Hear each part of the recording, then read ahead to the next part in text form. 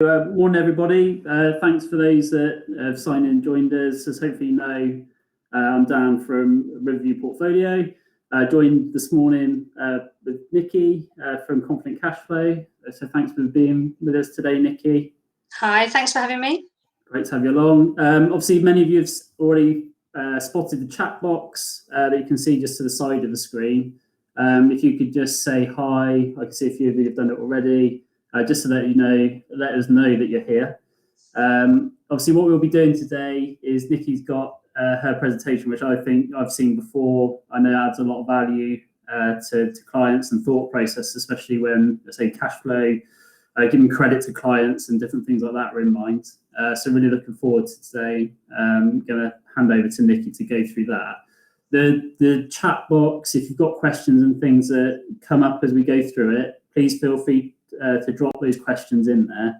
I'll be keeping my eye on that one. Nikki's presenting, and I will look to answer as many of those questions as we can get through as possible. Likewise, if there's things I think that Nikki's going to expand on for me as well, then we'll be making sure that this is an interactive session. So just to make sure that you get the most value out of it as possible. So I'm going to hand over to Nikki. Nikki will let us know a little bit more about her and get the presentation started. So thanks everybody for joining us. Thank you very much, Dan. So yes, so that's me, a little bit about me. So my background is working as a credit manager in financial services sector, working for billion-pound organisations, managing credit teams across the UK.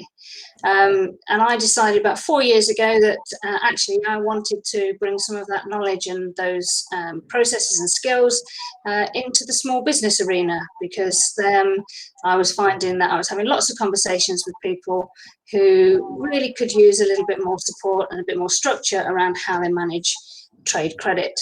So that's my background really. Confident Cashflow has been going for 4 years. I've helped a wide variety of business types, and I hope you find this following presentation useful. So let's start first of all with a question. So is a late payment a common occurrence in your business? And we have seen over the last 12 months that it's become obviously a much bigger problem caused by the pandemic. And then think about what impact does it have on you and your business? And I very deliberately used you and your business because as owner-managed businesses, anything that happens to the business has an impact on the owner as well. And we've seen a lot of mental health issues amongst small business owners over the last 12 months as well. So those are just some things to think about. Now, a bit of statistics for you. At the moment, the average bad debt for small business, for SME in the UK, is £10,000, which is a stinking amount of money. So if you have a margin of, say, 10%, that means that in order to recover a bad debt of £10,000, you need to make another £100,000 worth of sales on top of what you would normally make, just to break even, essentially. So that's something to think about. And everything we're going to talk about now is a way to help try and stop that happening. So there are 4 pillars of credit management that I work with, and there are subsections of each, and we're going to go through each of these sections. But essentially, it breaks down into these 4 areas. So prevention, what can we do before we've even started trading with somebody to make sure that we are standing the best possible chance of getting paid on time? Then there's the operation. So how do we handle things on a day-to-day basis to make sure we stay on top of things, to make sure that we are giving ourselves the best possible chance of getting paid on time? Then there's the detection. So how do we know when it's starting to fall apart? How do we know when things are going to go wrong? How do we stop things happening before they get too bad? And then integration is about how do we make sure this is formed part of the business as a whole. It's not just the remit of one person or one department, but actually the responsibility of the whole business to make sure that we are protecting the investment that we're making in our clients. So prevention. So there are these sort of 5 aspects of prevention. We'll go through each one in a little bit of detail. Can't get into huge amounts of detail about everything because there's quite a lot to get through, but I'm always happy to take questions. So you can see there we've got creditworthiness assessments, T's and C's, customer selection and segmentation. There is a tendency, and particularly at times like now, to just deal with try and trade with everybody, but is that the right thing we should be doing? Risk management, how do you incorporate the credit management process into your corporate governance and risk management profiles, and then your policies and procedures that surround all this. So all of this goes towards helping us stop these things happening, or prevent these things happening in the first place. So a creditworthiness assessment then. There are lots of sources of information. The one that most people are very much aware of, which is a paid-for service, is credit reference agencies. So they work on a huge number of algorithms that you can possibly, different things that within that algorithm that actually tell us a bit more about how the company is being run, what their finances are like, and how they sit compared to others in their sector. So you'll have the straightforward financial information, which is based on the information registered at Companies House. But there's also what they call a delinquency score or paydex score, depends on which reference agency you're using. But that gives us an indication of how that business pays their customers, pays their suppliers. And that's based on information provided to the credit reference agency by suppliers. They also then score that compared to what the industry average is. It also talks about, you'll find information about the directors, have they been involved with other businesses that have become insolvent, and if so, was that a favourable insolvency, or was it a favourable as far as they chose to close the business themselves because it was just something they didn't want to do anymore, or was it like a creditor's insolvency where they were forced into it because they owed people money. We also have things like are there any CCJs registered against them, any charges over assets, anything like that. So all that information is available through credit reference agencies, and that is a paid-for service. There are other sources of information available. And when we talk about creditworthiness, actually, I like to think of it in more in not just interested in the finances. Yes, we want to know, are they able to pay? But there's also an element of, are they willing to pay? And that speaks to values and attitudes as well. So there are other sources of information there that you can get that from. So things like social media, what are they talking about on social media? What's happening in their world, both for the business itself and the directors. And the same will be for the mainstream and industry-specific news. And what are they celebrating? Or have they been involved in any controversy? All of those things speak to their values and how they are running the business. Your network. If it's a local business, there's bound to be somebody within your network who has already traded with that business before. So what's their experience? And of course, the customer is a good source of information sometimes, particularly if the finances aren't up to date, as they very often are at credit reference agencies and Companies House. Don't be afraid to ask the customer for a latest set of management accounts so that you can assess their creditworthiness. If a business is not prepared to provide you with abbreviated up-to-date finances, then actually you have to ask, are they frightened that you're going to say no? So is there something that actually to be wary of? So the next one is risk management. I don't know how many of you keep a risk register, but certainly credit management should feature on your risk register. So it's identifying what those key risks are to your business, and then looking at the likelihood and the consequence, the impact that will have on your business. So key ones would be slow payments and bad debt write-offs, There could be the consequences of losing a client completely. So if a client goes insolvent, what impact will that have on your business? And there might be different impacts, because if you are heavily reliant on one or two large clients, for instance, then the changes in fortune of one of those large clients will have a significant impact on your business. So terms and conditions is the next thing to think about. So contracts. So terms and conditions provide us with certainty. So we have a clear understanding of what's the next steps are, what's going to happen. They also help you with any compliance you need. Very certain industry specifics might have areas that they need to be particularly compliant in, or if you're trading with consumers, there's a lot of regulation around contracts with consumers. You need to make sure you've included in there. It provides clarity, so it removes the possibilities of misinterpretation, misunderstanding. Having terms and conditions written down means that you're not relying on he said, she said in a verbal agreement.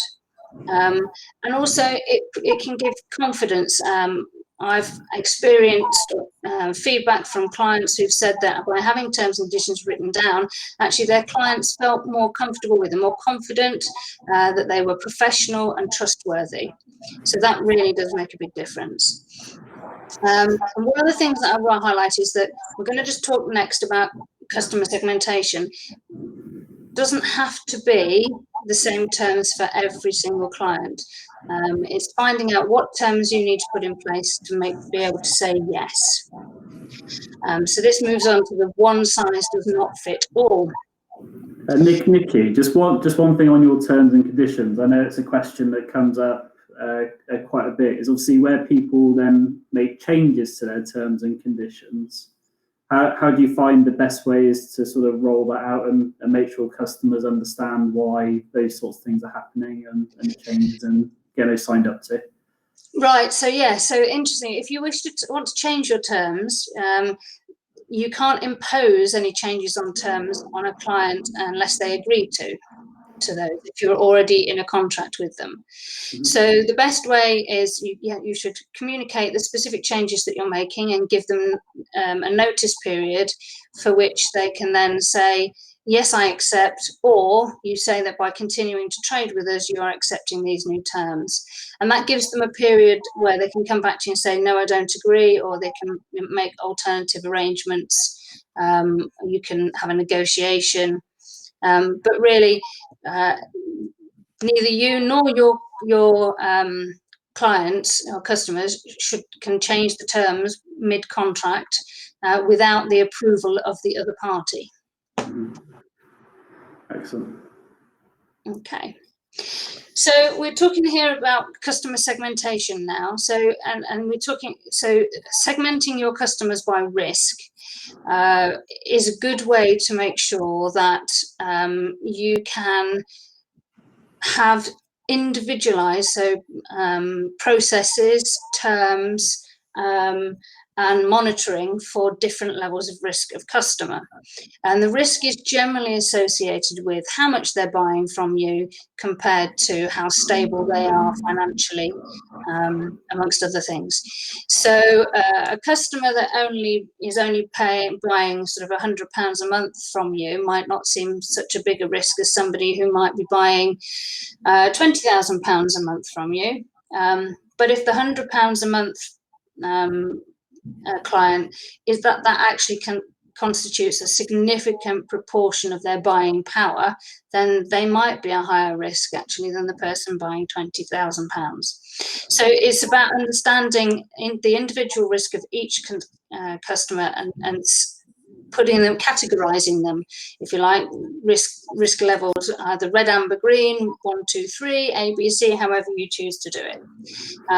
That way you can flex your terms to say yes. So if you have a particularly high risk customer, potential new customer, it may well be that you still want to do business with them because the margin on that is going to be brilliant.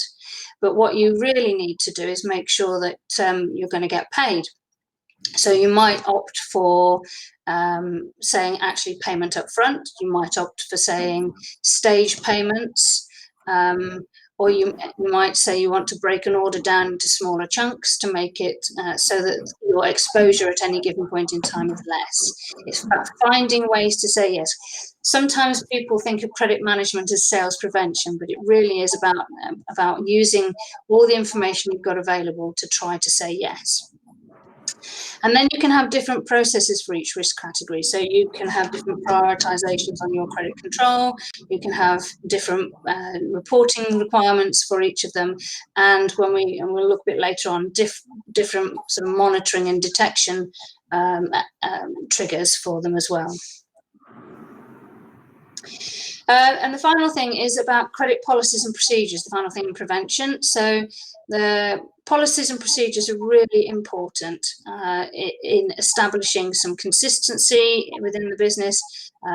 If you don't have a procedure, and how do you know if something is working or something isn't, if you've got nothing standardized to compare it to? If everybody's just doing their own thing in their own way, you don't know necessarily what is actually working and what isn't.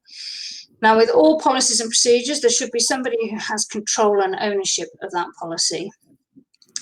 Then it should be documented, clearly laid out. Then, obviously, the execution is the doing. So, and how do we track that people are doing what they're supposed to be doing? What's the accountability piece around that?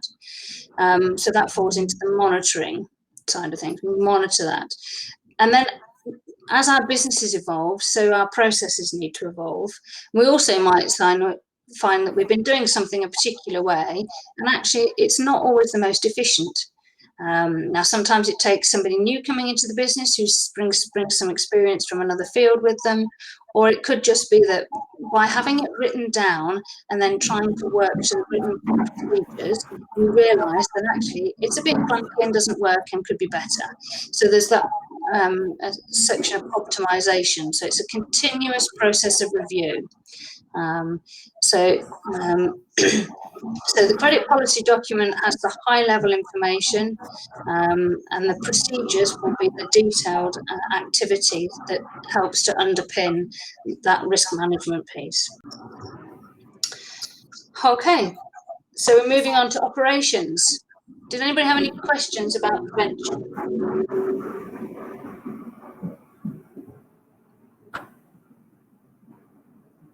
Okay, I will take Dan's silence as a no. No, I think with prevention, Nikki, I think it's really, really key, isn't it, to go through those steps first, because of, as you've identified, the cost of trying to recover once it's gone bad is quite significant, isn't it, when you look at the multiples that it would take to earn the same money back. Yes, absolutely right. And so late payments, really, they increase your overheads.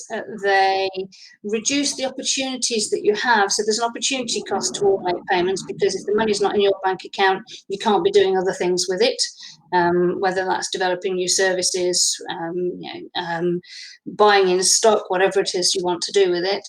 And of course, as you say, it leaches time as well. So prevention is the key to sort of keeping those things under control.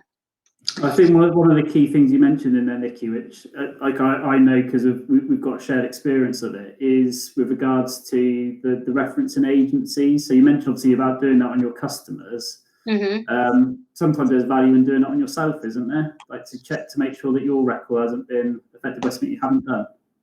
Yeah, absolutely. So particularly if you are thinking of trying to obtain some credit or something in the future, but keeping an eye on your own credit report is vital, because it means that you can have better conversations with your suppliers. And I've run reports on businesses in the past for themselves, and found that actually there's been some misreporting, which has meant that they have been forced to sign directors' guarantees for things when they didn't really need to. It was because of misreporting. So I was able to then raise a query on that and get the reporting changed, and then their credit status changed accordingly and improved accordingly. So, and there are also things that you can look at a report and think about, right, okay, so I'm a bit, scoring low in this area, so what can I do? What can we do as a business to try and improve that? Excellent. Okay, so moving on to operations then. So operations is about the day-to-day. What are we doing on a day-to-day basis to manage, now that we've got these businesses and these clients paying us at a later date on credit? What are we doing on a day-to-day basis to manage that? So the first bit is data management. So we should already have our contract and terms in place, so that should be stored somewhere nicely. We also want to make sure we've got all the right information right from the very outset for us to be able to manage this relationship properly. So I always suggest using a client information form, or calling it a credit application form, whatever you want to call it. But this should be a checklist for you to make sure you've got all the relevant data. Very often when we are in the negotiation phase with a client, we're talking to a buyer. So somebody potentially who's, take a manufacturing business, for instance. So somebody who's responsible for the manufacturing process, is looking for component parts. So we're talking to a buyer there. They're not the person that's going to pay you. They're not the person responsible for making sure that the invoices are signed off and go through. So we need to make sure that not only do we have the contact details for the person who is making the purchases, but also that we have the contact details for the accounts department, the accounts payable team. And whether that's one person or a team, and you need to make sure you know who the escalation points are. You also need to understand, do they need things like purchase order numbers? It's all very well the buyer saying, "Oh, I need this urgently," and then you get to talk to finance to get the invoice paid, and they say, "Well, can't pay you without a PO." So, is it an absolute requirement? And if so, then you can make a decision about accepting orders without a PO, and what the process will be to obtain those. Also, interestingly, even in businesses of a significant size, the accounts payable person may not be a Monday to Friday 9 till 5er. So that if you can find out what their working patterns are, then that will help you to make sure that help your credit control team to make sure that they're targeting the calls at the right time and into the right person. And the other big thing to consider is their payment run dates. So not every business will make payments every day. And I think the smaller the business is, the harder this is to understand sometimes, because for a lot of small business owners, it's a question of picking up the phone, logging into a mobile banking app and making a bank transfer. But the bigger the business gets, the more hoops a payment has to go through before it gets out of the door or out of their bank account.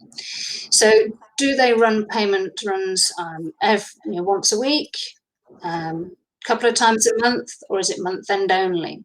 So it doesn't really matter what your terms are on your invoice. If you're sending an invoice out, say on the 1st of the month with 7-day payment terms, only to find that they only do a payment run at the end of every month.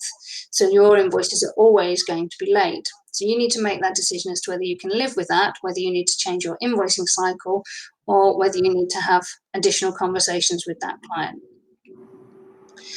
Then you can think about relationship management. So how are you keeping in touch with that client? How often are you going to have regular meetings? What are you going to be doing with the information you get from those meetings? So minutes, where are you going to store them? What are you going to do with them? Then we've got the data storage itself. Very often we've got several different systems where we've got client and customer information.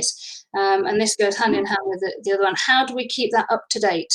How do we make sure that if we've got different systems that aren't actually talking to each other, like your CRM and your accounting software, how can you make sure that when you update it in one system, that it gets updated across the board? So that you've always got the latest information.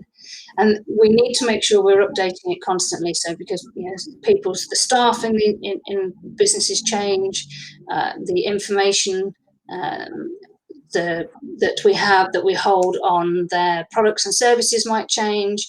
So it's about keeping all of that information up to date as possible, so that when you're having conversations with the client, no matter who is having that, whether it's a sales conversation or whether it's a credit control conversation, you are talking to the right people, and you have all the latest information available to you. So invoicing, again, this is something to think about in terms of some of us think it's an automatic, we don't really have to, it's not something we have to think about at all, it just happens. But actually think about, what does your customer need or want from an invoice? So again, we're talking about the POs, but actually, do they need them to be delivered electronically into some sort of invoice management software, or do they need to be sent to a specific email address? Or are they still old school and need hard copies only, that sort of thing? So what does your customer need or want, and can you meet that need? It's about making it as easy as possible for them to process the invoice and pay it. And then when are you doing your invoicing? So are you doing all your invoicing at the end of the month? And what implications will that have on your cash flow? Are you invoicing after each job is complete? In that case, then what implications does that have on your time management? Are you going to dedicate a time of the week each week, say Friday afternoons, to sit down and do all your invoicing? And how much of your invoicing can be automated potentially as well? So if you've got recurring invoices, then can they be automated? And the how is, so think about what system. So if you have multiple systems, so you might have, say, accounting software like Xero, which clearly has an invoicing functionality in it, but you could be using a job management software, something like Commusoft, something like that, which also has invoicing in it. So where are you going to do the invoicing from? And if you're going to do it in an area that's not your accounting software, how are you going to make sure that information gets across to your accounting software? Is there an automatic integration already available, or do you need to find a way to make that happen? And a bit of a top tip is always to include a due date on the invoice, because it prevents a lot of misunderstandings. Now, if you're using accounting software like Xero or QuickBooks, then it automatically puts it on there. But some of the other software that's not primarily for invoices, but I say things like the job management software, that doesn't necessarily, it's not automatic. And if you've got bespoke software, it's something to think about making sure is on there. Saying 30 days from invoice, you'll get somebody saying, oh, well, I didn't receive the invoice for 3 weeks, so I've got 30 days from when I received it. With an actual date on the invoice, there is no dispute as to when it's due. Credit control, and I absolutely love this quote from Tony Robbins, because credit control is all about being consistent. So what we do with credit control educates our clients. So if your credit control is erratic, then what you're training your clients to think is that actually getting paid is not important to you. If you only ever do credit control when the money's getting a bit tight in the bank account, or when you realise suddenly that actually you've got a load of aged debt outstanding, then you're going to have a battle on your hands to re-educate customers.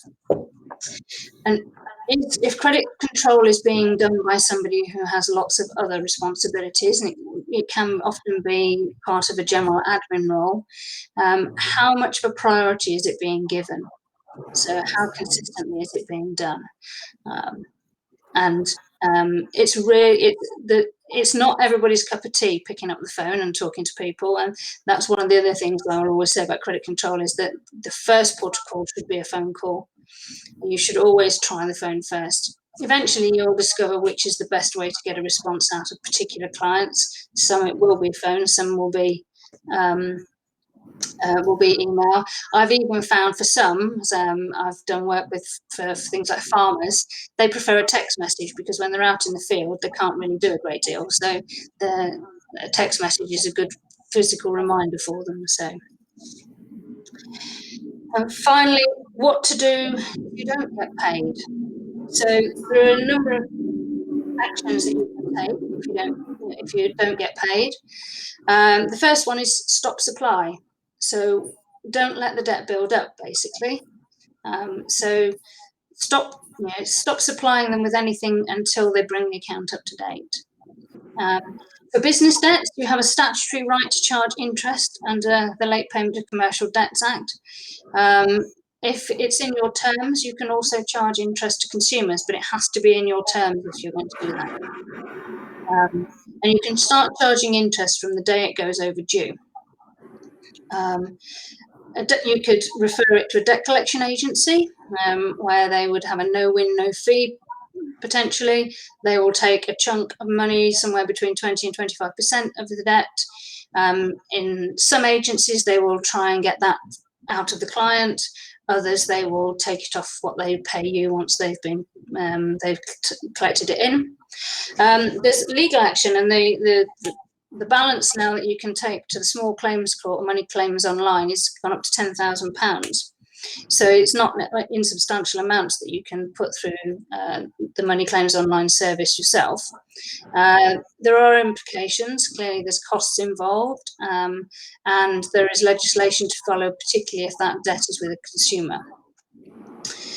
Or you can write off the bad debt, which is what we talked about right at the very beginning. So you need to then think about how much more business you're going to have to transact in order to recover the lost revenue.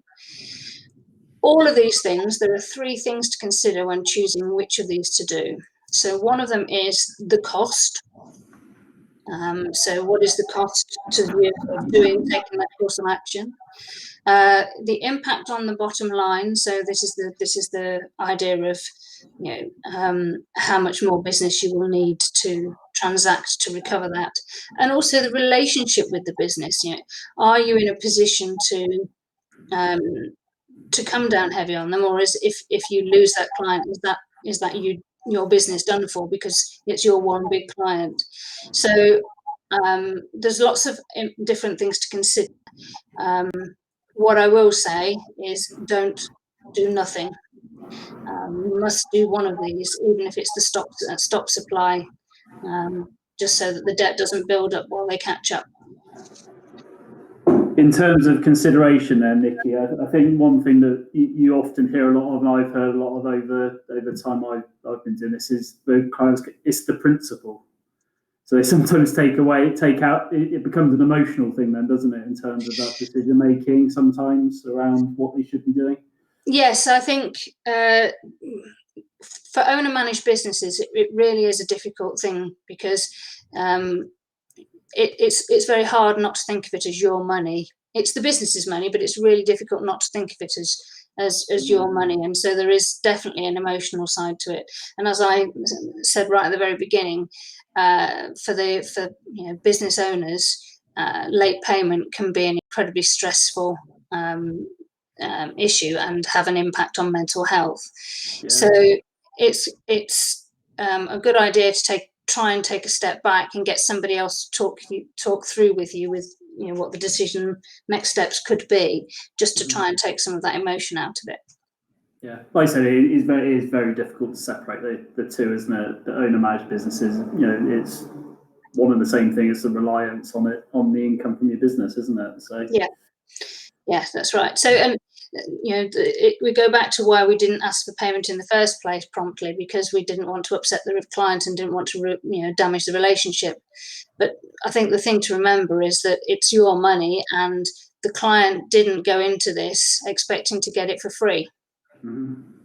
So, and I think that's something that we tend to forget. Yeah, very good point. So we then move on to detection. So this is about tracking that things aren't getting out of hand or going wrong, but also measuring how effective your activity is. So we talked about credit limits, creditworthiness monitoring. So we go back to where we were at the beginning and assessing creditworthiness, target setting and KPIs, and then system support. So how can we get the system to help us with this? So starting off with credit limits. So credit limits are really the maximum amount of sales that you're prepared to have, or invoices you're prepared to have outstanding with a client at any one time. So when we take credit reference reports, for instance, they always suggest a credit limit on there. If you are using credit insurance, then the credit insurer is likely to set a credit limit based on what they think are the risk factors and the exposures there. But this is it's a threshold which then creates some trigger activity. So you can have activity for nearing your credit limit. So does that mean that we need to have further conversations with the client about future purchases, or does it trigger a review of their creditworthiness? Do we need to revisit because their level of purchasing has increased, and we need to have a look to see what whether they can actually support that level of activity. And then we have the over limit trigger. So when they've exceeded that, what's the next step? So is it that we put orders on stop and say, no, you can't take any more orders until such time as we've paid some invoices, in which case it's a conversation with the client to say, we need you to pay some invoices early in order to release the next order. So there's conversations around that. Things to think about as well, though, is seasonal activity. So you might have somebody who's doing a lot of their purchasing when it gets near to Christmas time, or they have if things like the fashion retail industry, it's there's peak buying times, and then everything will be quiet there on in. So it's not necessarily a strict £1,000 a month credit limit. You have to look at what seasonal activity might be there, and so you might have to have temporary higher limits. What I would say though is that you don't keep them at those high limits all the time. They become the seasonal peaks. And credit limits, yes, should be reviewed regularly. So as part of your creditworthiness monitoring, then adjusting credit limits should form part of that review. So we go back to creditworthiness monitoring, and you'll have seen most of these already, but there's one big bubble there that actually you can use another element to all of this, and that's your experience. So we should monitor our existing customers' creditworthiness on a regular basis. So whether you go back to using credit reference agency reports, or whether you check everybody, or whether you only check your top 20% of clients by revenue, but there must be a process really for making sure that is being monitored, and your experience of that client will help as well. So you can see their payment history. You can see whether they are a good payer or a bad payer, and actually that could be your trigger. You could have somebody who's consistently late payer, so you have to amend their risk category. So regardless of what the credit reference agency report says that they're good for thousands of pounds, if they're not paying you for an extra 30 days, they're taking extra 30 days credit consistently, then you need to change that risk category, because you're having a higher balance outstanding at any one point than you are prepared to accept. There's lots of triggers, isn't there, Nikki, that you can pick up from relationship, I think, isn't there? That people sometimes probably go a little bit unnoticed at times, but there's loads of things that can trigger that. Very, very much so. So, random conversations, you can pick something up that's happening. You might get the whiff of a sale going on, or a purchase going on. You might get a whiff that there's something going on in the business that is changes in the management structure, just from conversations that you might have. And all of these things are triggers for you to have a review of that business. So and thinking about what's causing those changes. And what impact they're likely to have on their relationship with you going forward. So the next is target setting and KPIs. So how do you know that your activity, particularly your credit control activity, is working? So I would hazard a guess that nearly everybody has heard of the top one, the daily sales outstanding, which is effectively taking how many days, the average sales for a day, and working out of your debtors ledger, how many days does that divide into for your average day sales. DSOs are tend to be sector specific. So a DSO of say 14 days in retail is likely to be sort of hitting on the average to poor, whereas a DSO of 45 days in construction is pretty good. So it all depends on what your terms are, and then the number of days beyond that your DSO is showing. Gives you a target then to reduce your daily sales outstanding and get them as near to your credit terms as possible. But the collection effectiveness index is probably my favorite, if I can have a favorite KPI. So this measures how effective your credit control is. So it takes what of your balances is due and overdue at the beginning of the month. You add to that any balances that fall due during the month, and then you take off of that what you are still outstanding at the end of the month, and you divide that up by itself almost to get a percentage. So that shows you how effective your collection is. So of everything that was available to be collected, how much was it? How much was collected? What percentage? So if you've got a collection effectiveness index of 80%, you are leaving 20% of your money in your client's bank accounts. So obviously, the nearer you get to 100%, the better.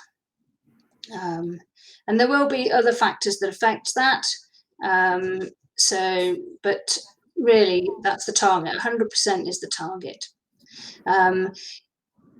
Actually, I'm going to skip to the one at the bottom, invoices in dispute, because invoices in dispute, that's queries for all manner of things. That could be delivery issues, it could be pricing issues. And you can remove invoices in dispute from your available balances to collect when calculating your collection effectiveness index. So that you're measuring just what really is properly available to collect and should be collectible, or you can leave it in. So if you leave it in, clearly your percentage will be smaller. If you remove it, then you should be able to get near to that elusive 100%. And then your average days delinquent is exactly what that suggests. So what's the average length of time beyond terms a customer takes to pay? And the average days delinquent can be done per customer, it can be done per region, it can be done per credit controller if you have a team of credit controllers who look after specific ledgers, as can all of them actually. But so Xero, I know, and I think QuickBooks does as well. They have on each client record, it says the average number of days taken to pay. So you can actually work out that per customer if you wanted to through Xero. And finally, in this area, system support. So what can the system do for you? What can you get your technology to help you with? So the first obvious thing is automation. What can be automated? So you can have automated invoicing, automated statements, potentially automated chasing letters. I do always say don't rely on chasing letters as the only form of credit control, but they can form a very useful part. The reminders can form a very useful part of credit control. Alerts, so you can use your system to give you alerts. So whether that's alerts for over limit, so over the credit limits, or alerts for late payments, alerts for changes in a credit score if you're using feeding it directly into the system from the credit reference agency. You can have alerts for all manner of things there. A customer portal is something to consider. So can you use the system to give you or to give your customers access to their invoices? Can they go in and look at their invoices? Can they go in and pay their invoices? So how can you make it easy for your customer to know what they owe and make it easy for them to pay you? A dashboard is a good way for you to be able to see at a glance how much money you've got sitting where and how old it is. And can lead on to the reporting that we'll talk about later. And call recording. Call recording is something that's really useful when you're potentially wanting to manage then disputes at a later date. So clearly there's plenty of software out there to help you do it, and software that you can turn on and off again when you are doing things like taking card payment details so that you don't record that information.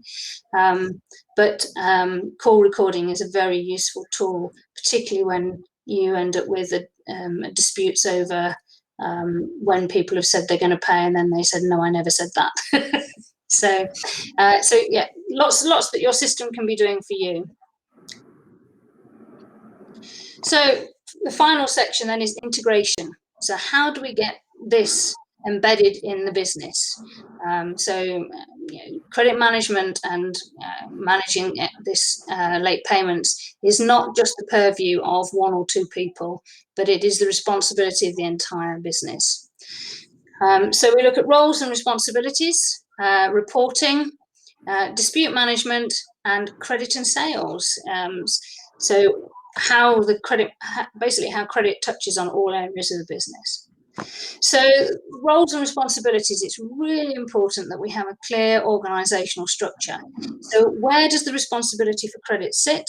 Sometimes it sits within an operational framework, sometimes it sits within a finance framework, and in some businesses, particularly, it has its own department. So depending on the size of the organisation, where does it sit within the organisation, and who is responsible for it? So is that the FD, or is that the owner of the business? So where does it sit, and who is going to be doing the work? Are they a dedicated credit controller with a credit management support? Are they, or have you got just a general office manager doing it? And so potentially they might need extra support because it's not a specialism.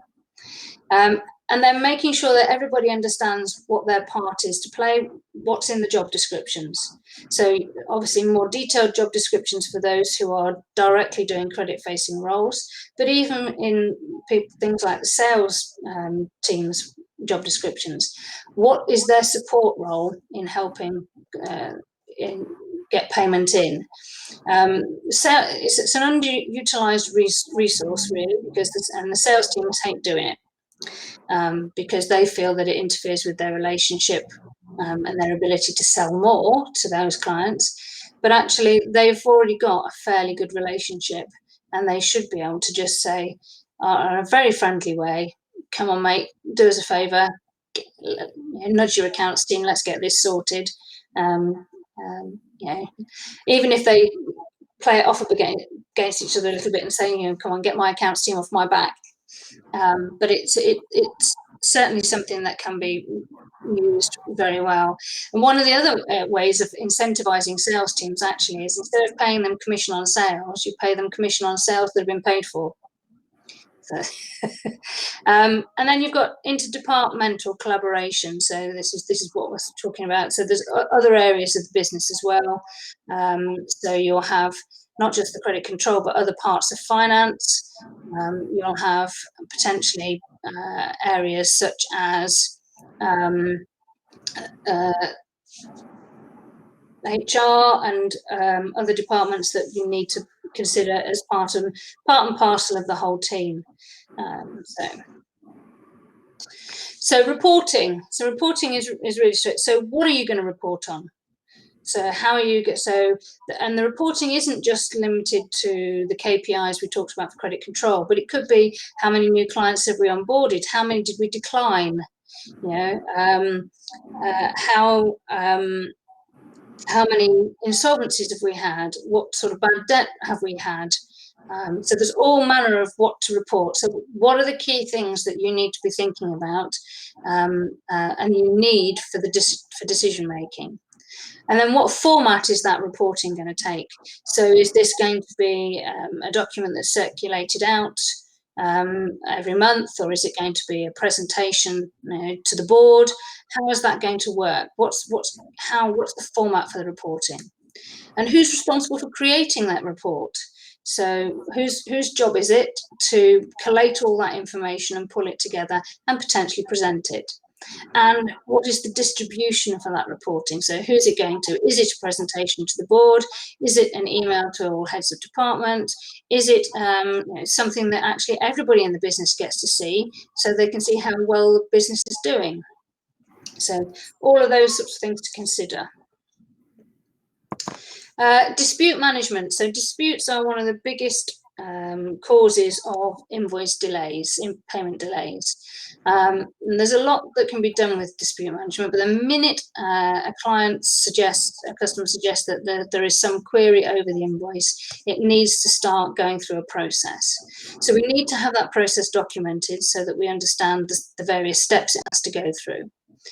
There has to be clear communication across departments, so credit control understand how long it's going to take, they think, to manage that, to resolve that dispute, at what stage all the disputes are in, so they know whether they should be suspending chasing or resuming chasing.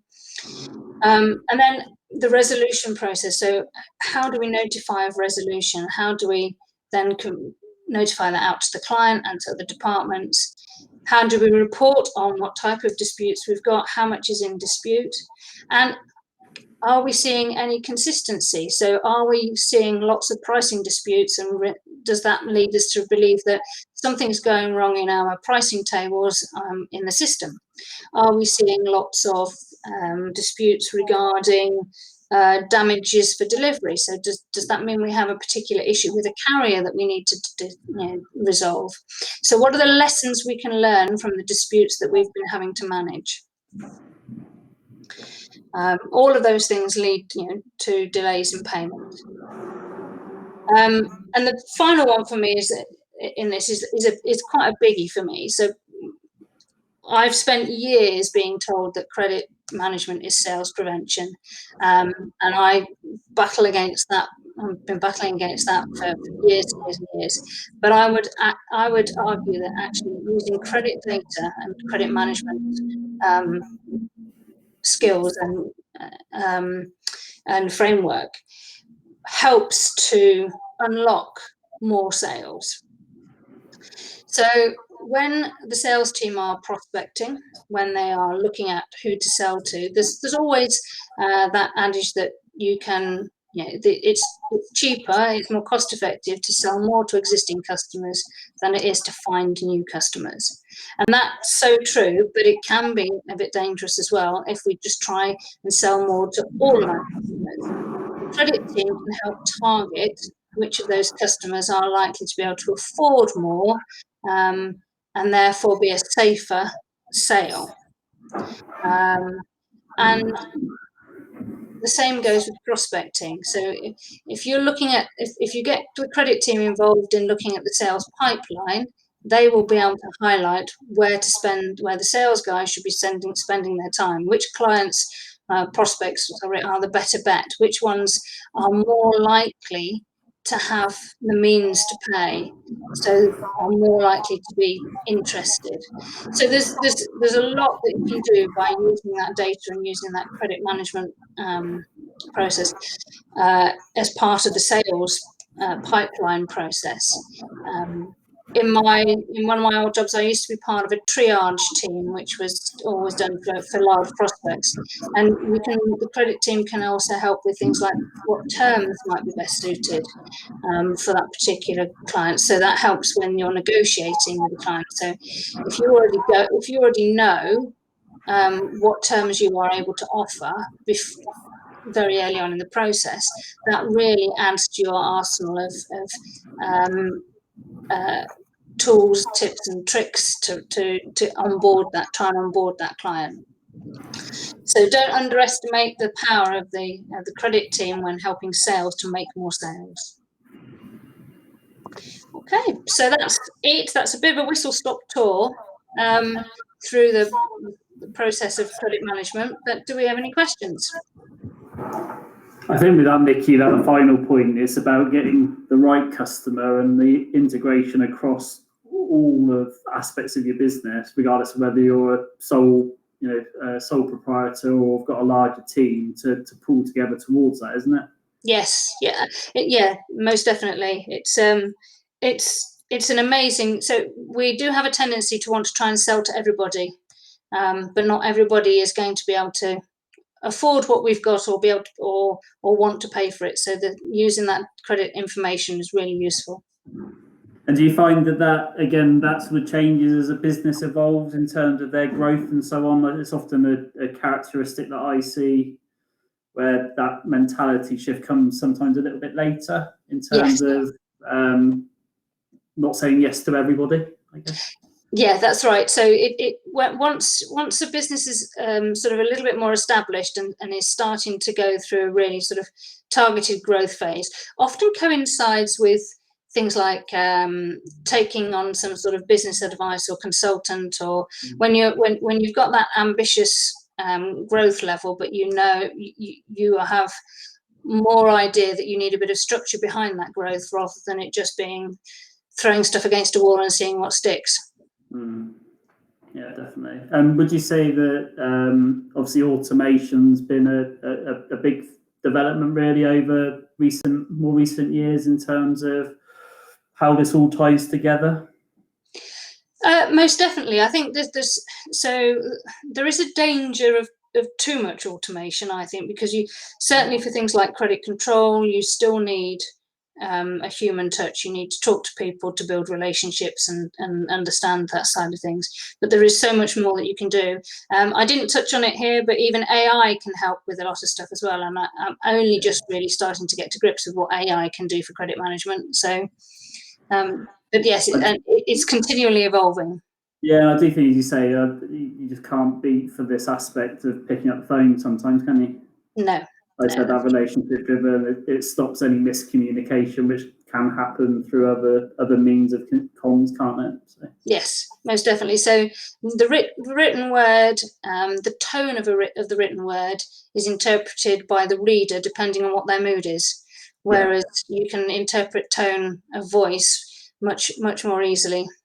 Yeah, definitely. Okay. In terms of like common mistakes and stuff that you see people make, what's the most sort of common thing that people sort of come to you and you go, everybody's doing that. Why are they doing it? So doing everything on the fly is really the biggest one for me, is not having a process. And so things just happen because that's the way that they do, that they do things. It's a secondary consideration. Yeah. So there's no structure around any of this at all. It depends on what the mood of the day is as to whether they say yes to something or whether they pick up the phone or send an email. So there is no structure around it. Yeah, and I often see, if I say with that on the fly thing, it's sometimes a case with T's and C's, isn't it? That they sort of do the work and then worry about the fact that they should have told somebody how they're doing it, what they expect, and all those sorts of things sort of come a bit later. Yes, often. So I often see people wanting to talk about T's and C's after something bad has happened. Yeah. Rather than before.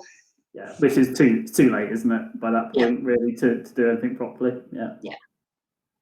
Okay, great. And obviously, Nikki, really thank you so much for your time and stuff and going through that in detail. If anybody wants to get in contact with you, there you go, already prompted me to it. There's your details. Obviously, I will share a recording of stuff with everybody that registered today. But yeah, I just want to thank you. Thank you for those that attended.